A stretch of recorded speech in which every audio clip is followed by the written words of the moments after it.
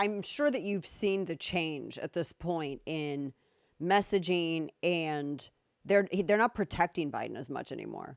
Golly, they like walked him out on the plank for that presser last week. Welcome back to the program. Top of the second hour. Dana Loesch here with you. Ducey asks, well, who's helping Biden amid these concerns about his memory? Like, who's doing this? And his memory's bad. He sounds bad. This was his campaign co-chair, Chris Coons, who is saying that it's the media's fault that people are doubting his mental agility. Listen to this. Audio sound by 5, sorry. There are a number of these incidents, and they may be gaffes. We all make mistakes. We all make mistakes. But this is what the American public is seeing, and it's raised concerns. Our poll shows over 80% responding, saying that they think that Biden is too old to serve as president again. And Jonathan, if press coverage focuses relentlessly on things that don't represent Joe Biden's real body of work, you can push towards that kind of result. That poll should have been about who's actually working to secure our border. Yeah, it's not the media doing this. It's not the media. The media wasn't the one who concocted the Biden press conference last week, where he went out and it was the evening press. It was bad. It was super bad. They didn't do that. You have Mitch Landrieu, who's, remember, his wife used to be governor of Louisiana. That's another campaign co-chair. They're out there with their talking points. They're trying to defend, because this has been now, I think that they allowed him to do that press conference. And I told you, it felt like it was a setup. They allowed him to go out and do that press conference to expose him and show how off he is. Anybody who's ever seen Joe Biden in the past and sees Joe Biden now knows you're lying to yourself if you're not admitting that there is a major cognitive difference in him. Major. It is bad. And you have to, they've got to acknowledge this. This is Mitch Landrieu, audio soundbite 6. He's saying that this is all nonsense. He says this is nonsense. That don't believe your lying eyes. Listen. And I'm telling you, this guy's tough. He's smart. He's on his game. And as Secretary Mayorkas said a minute ago, when you go in to brief the president, you better have your big boy pants on. And this kind of sense that he's not ready for this job is just a bucket of BS that's so deep, your boots will get stuck in. Yeah, understood, but Americans don't agree with what you're saying. In fact, our NBC News poll found that 76% of voters are concerned about whether the president has the necessary mental and physical health to be president for a second term. And in addition to those guys, then you have Hillary Clinton out there saying, no, his age is a legitimate issue. Listen to this audio soundbite 8. So the knives are out. Listen. Yeah. The above. I talk to people in the White House all the time, and they know it's an issue. But as I like to say, look, it's a legitimate issue. It's a legitimate issue for Trump, who's only 3 years younger, right? So it's an issue. Once you say that, then you have to also talk about what's at stake in the election, and I'm for Joe Biden for re-election on the merits, because I think he's done a really good job as president. But she says his age is a legitimate issue. The knives are out. They're going to start pressuring him every which way to step down. They've already amended their party bylaws, although in order to get your name on the ballot, you do have to do things within a certain amount of time. And I think also they'll increase the chance that Hunter Biden sees some serious criminal activity as leverage to further push him out. You even have Bob Costas, audio soundbite 9, who says that Democrats have got to jettison Joe Biden. Listen. When it comes to Biden, this is like the truth that no one until very recently wants to say out loud. But my friends will tell you I've been saying it for 4 years. This is emperor's new clothes stuff. Joe Biden should have run on a firm promise that he would be a one-term president. The only reason he is president is that he's not Donald Trump. Then the Dems could have gotten a lot of people up in the bullpen, and they could have sorted through those people. If Biden's hubris is such that he doesn't understand the best interest of his party and, more important, his country, then he has to be shown the door. See, I think that Republicans and Democrats both have issues, because you have half of the Democrats that Biden was like a holding place. He was only ever a holding place. He was only ever a way to kind of hold power.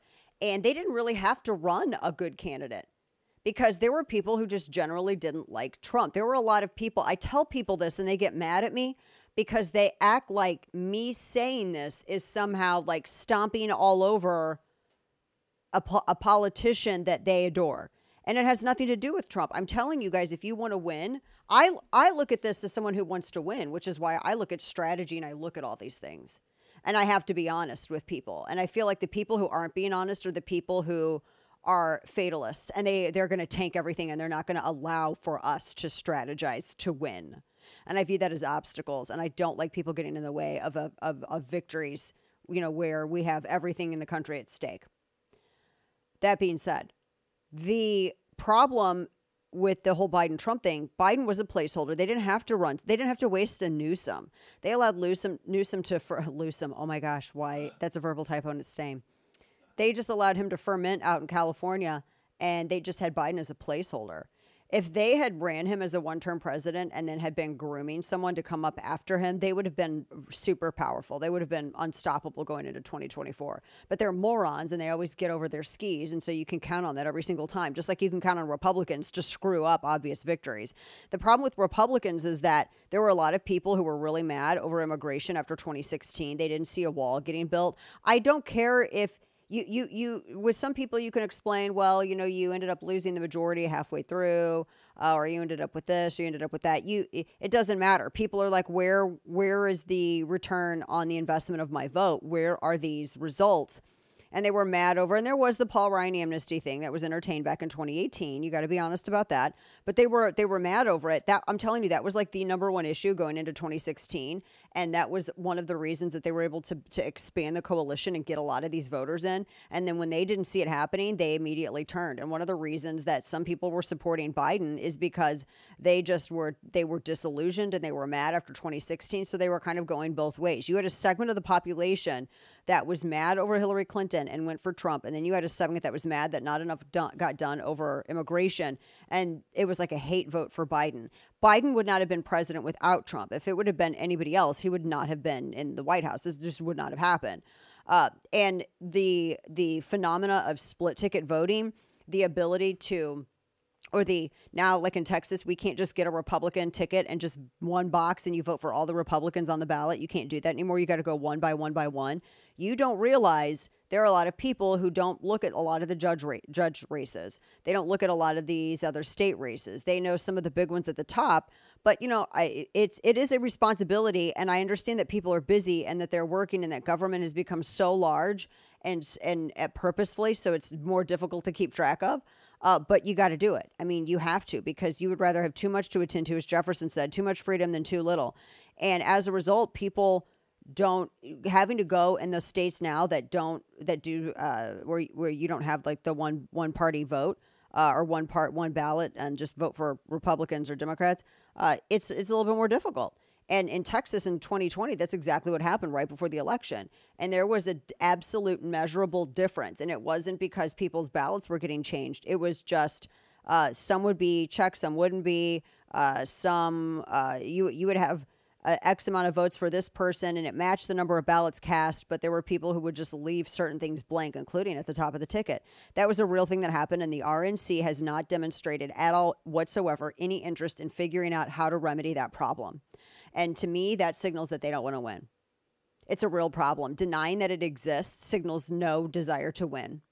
It's a fatalist attitude, and it's a very real problem that's backed by math. And I've seen literally, I mean, I don't know if you've gone to Secretary of State websites and matched and looked at all of the number of ballots and looked at the states that you have to go in and vote for everybody individually, but I have, and it's a major problem. I know people in the RNC have looked at it too, but they have their heads up their butts and they're not paying attention to this very, very real problem.